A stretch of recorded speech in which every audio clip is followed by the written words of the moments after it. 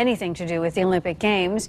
Critics fear that the high-tech equipment will be used as a weapon against anti-Olympic crowds. CTV's Lisa Rossington joins us now live with more on how this device works and why it's so controversial. Lisa. Well, this device was actually demoed by the VPD's Marine Squad during the summer, during the celebration of lights. The VPD liked it, so they bought it. But critics are saying tonight that it could be like the taser situation all over again. Law enforcement using a tool that is untested in this country. This is an LRAD. The LRAD 500, or the long-range acoustic device. It's the latest tool in the Vancouver Police Department's arsenal.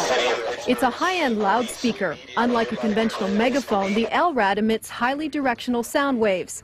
The message can be heard by people 2 kilometers away. The VPD says it bought it to communicate in the event of an earthquake or a mass evacuation. This is a very effective public address system, and as I showed you, the volume is controllable.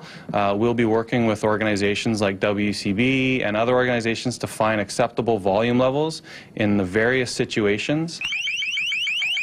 But this is what it can also do: emit a pulsing sound that hurts the ears. Demonstrators in Pittsburgh ran when police cranked up the volume during a G20 summit in September.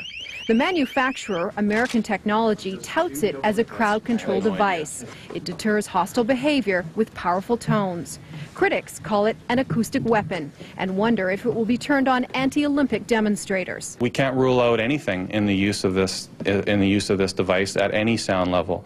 Here's an idea of sound levels. A normal conversation is between 60 and 70 decibels. Truck traffic at 90 decibels, a rock concert at 115 decibels. Pain begins at 125 decibels, and a jet engine or a gun blast registers at 140 decibels. Even short-term exposure can cause permanent damage. At its maximum, the LRAD 500 can top 146 decibels within 1 meter. So if you have an impulse noise which emits 140 dBA or 140 dB SPL, then that's the maximum that you're allowed to be exposed for that day. Wearing earplugs, he says, would help, but only slightly. The BPD is the only police department in Canada that has purchased this device at a cost of $17,000. This thing was not done in a public way. We haven't assurances as to anything.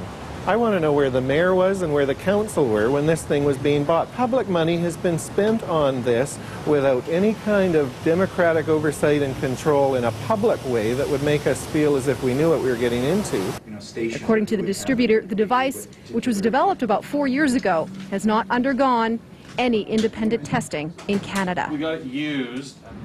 Now, Lisa, as you said, it's a new device for police that hasn't been independently tested. Is that a concern? It is a concern. We should mention first, though, that it is the company in Canada, in Port Moody, that distributes this machine that told us tonight that it is untested in Canada. That is Current Corporation.